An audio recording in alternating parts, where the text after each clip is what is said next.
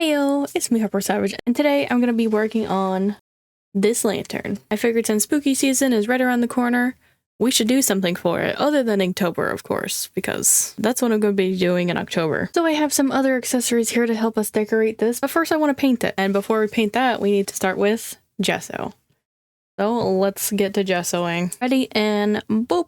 I gessoed everything, and I already noticed something that I'm not a huge fan of is I couldn't really take this apart to paint the inner parts of the panels, so it's still wood in there, and there's like clumps and stuff. I couldn't sand this down either because I don't have any sandpaper here, but we must press on. We can't let this stop us. I'm hoping some of the like foliage that I picked out will just like come from the inside and distract away from the wood not being done inside. Anyways, even though I painstakingly gessoed all of the edges that I could, like I went in between all the rib cages, underneaths and the tops and the sides, I'm now going to go ahead and put some black paint over top of all that because I think it would look good with like a black kind of outline. I want to try to do this black outline thing with a Posca paint marker. If it doesn't work, I'll switch to acrylic paint. So that's what we're gonna do now. I do wish I had the thicker Posca nib for this because I think I'd get it done a lot faster.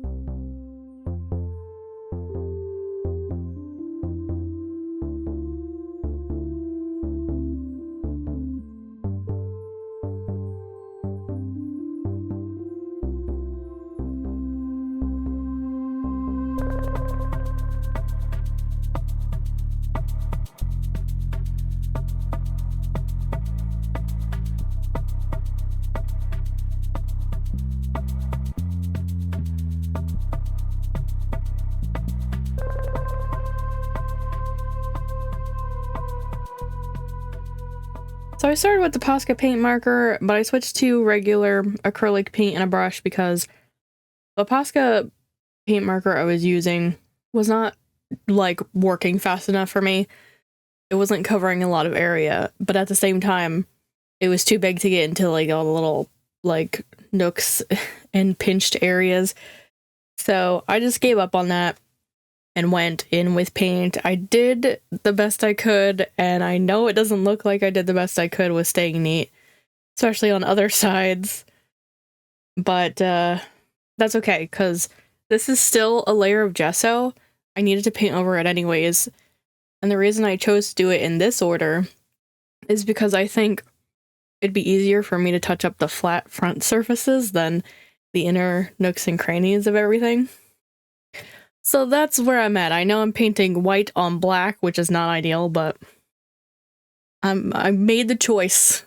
We're gonna stick with it because that's all we can do now. So I grabbed every single white I own. I'm gonna try to go through and use up almost empty ones first, and that might mean I mix brands, but that's okay. The only thing I am worried about is that there is one here that dries matte and the other ones don't, so that might be a problem, but in the end, when I varnish it, everything's gonna be like the same kind of shine. But let's get into touching up the skull areas. Probably looks like I'm doing nothing.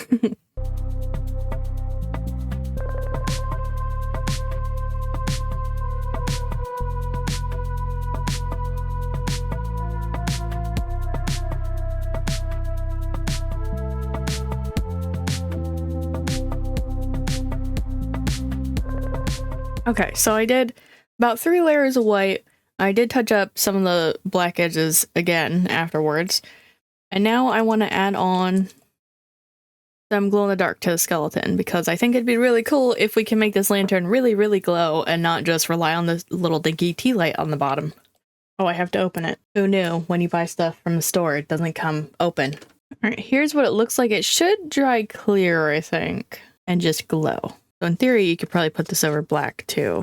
Alright, here goes. Hope I can tell where I painted afterwards. Alright, so I put 2 layers of glow-in-the-dark down where I was just painting it flatly on there.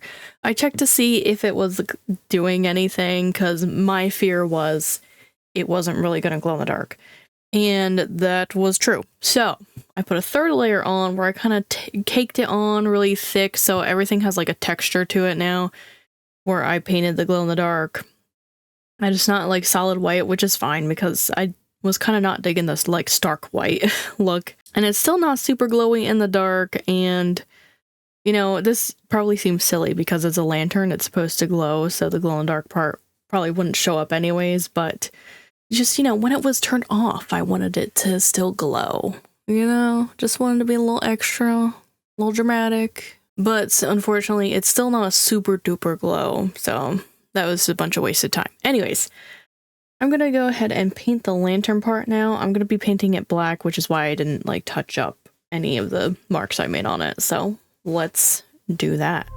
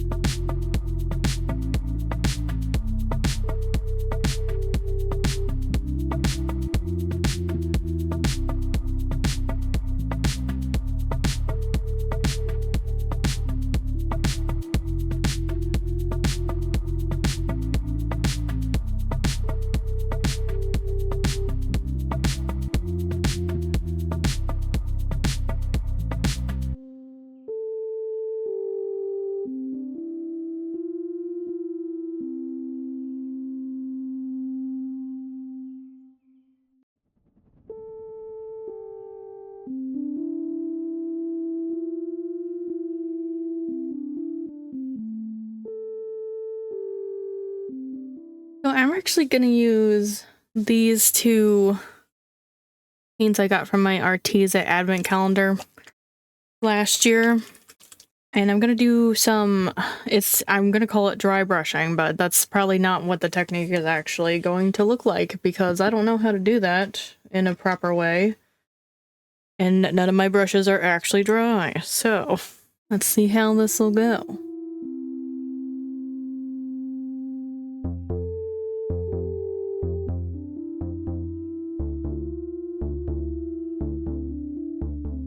So I don't like how it looks with the purple, but just the blue might be fine. Do have to clean this up though.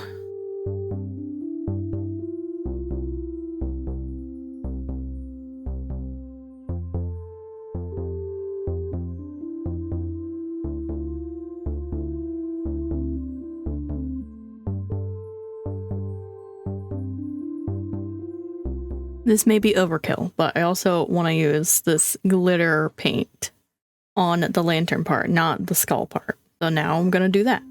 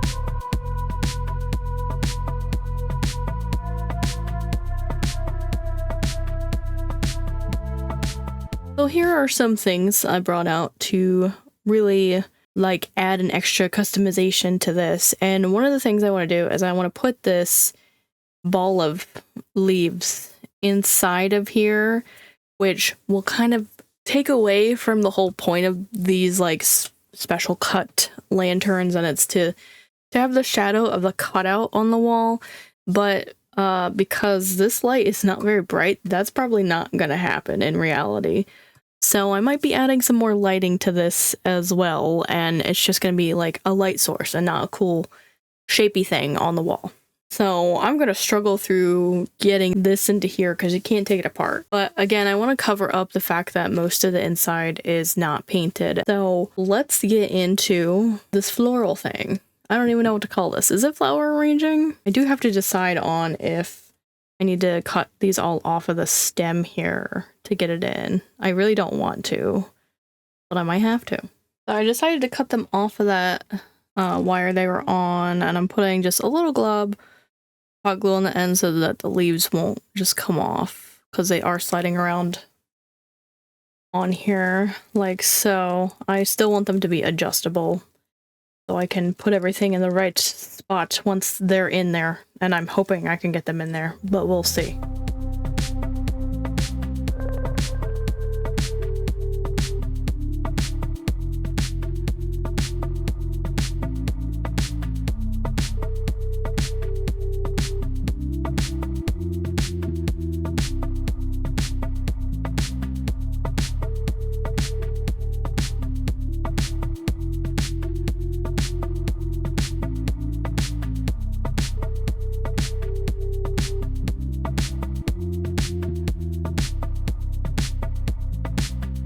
So I think I want to add these moths to the mix. They're not like the colors I want them to be, but it's the only like light thing I have.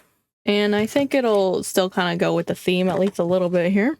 So I think what I'm gonna want to do is like glue it to the bottom, maybe like right next to the switch here. Like it's gonna be hot glue, so I could probably just peel it off if I ever need to change the battery in here, which whatever, it's a tea light. So I think right here would be a good spot for it. I do plan on hanging this lantern, by the way. It'll probably still stand because it is relatively flat. Let me see if the battery door is on the back. It is. Okay, so there's that problem. What could I do that's not super permanent? Like Velcro, maybe? Do I have Velcro? Not here. So I will worry about the Velcro later, but that's probably going to be the plan, is Velcro. Like a pull it off and open the battery door if I need to. Switch out batteries. Well, this is going to be probably a nightmare to record this part, but I will try my best. I'm trying to decide if I want them wrapped around the outside or if I would rather them be just in a cluster inside. Like having one or two outside wouldn't hurt. Probably would have been easier to thread this through this opening up here, but it's too late now. More than halfway done. This panel right here, I feel like I painted the worst, so it's more than likely going to be the back. I don't mind that this little piece of cord is going to show right there. But I think what I want to do is I want to put the batteries in. I'm going to like hot glue this on just so it doesn't move around while I'm working on it. Because hot glue is not permanent, so I can take it off and Velcro it later. Okay, so I'm going to shove most of the plastic wire that's not this black part in here, and again, I don't really care that it's gonna show here because this one is gonna be the back if I can help it, because again, I think I painted this one the worst. Like there's a little extra black there's all kinds of fur and fuzz and the clear ish glow in the dark coat, and then there's that. Oh, you can't even see that because of the shine. Then there's that. But now I'm trying to decide on where these are gonna go. This might be a be right back kind of situation because I feel like I'm gonna record this for the next hour of me trying to figure out where these lights are gonna go. So I'll be right back. So I took the flower tape off of everything and like separated it all. I don't actually know if I'm gonna use this rose because everything's like blue tinted, and I just think this like purpley pink color doesn't match any of it, although it's kind of one of the reasons why I got that bundle, but it's okay. We'll use it in another project, hopefully. So now I'm just gonna arrange everything, see where it kind of ends up. So let's do that.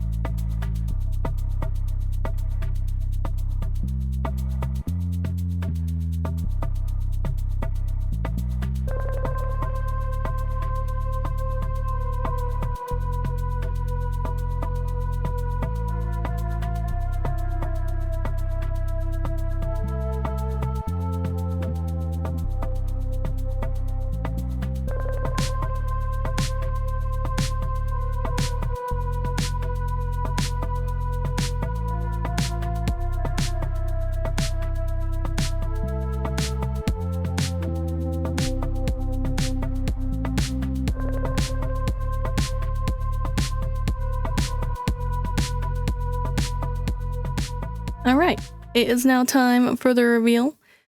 I'll go ahead and show you with the lights on and the lights off. But here is the reveal. Boop!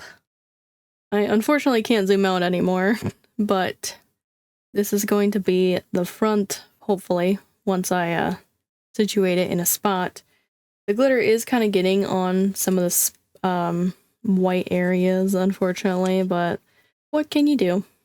And I really like the kind of blue shine I gave it with that one paint, and of course the glitter. I'll do a little turnaround. I wish I had like a setup to do turnarounds for tall things, but I don't, unfortunately. And this one is going to be the back side, so I didn't spend too much time on it, but I did give it a little bit of something. And here it is with the lights on. Let me turn on all of them. Again, this light box is hot glued on. I'm gonna Velcro it in the future, but here is the back. I didn't put as many moths on the back, like facing that way.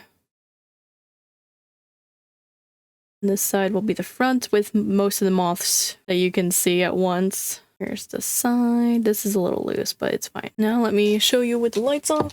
You can see a little bit of the moths. They're not super obvious and protruding or anything, but it's still like cool in my opinion.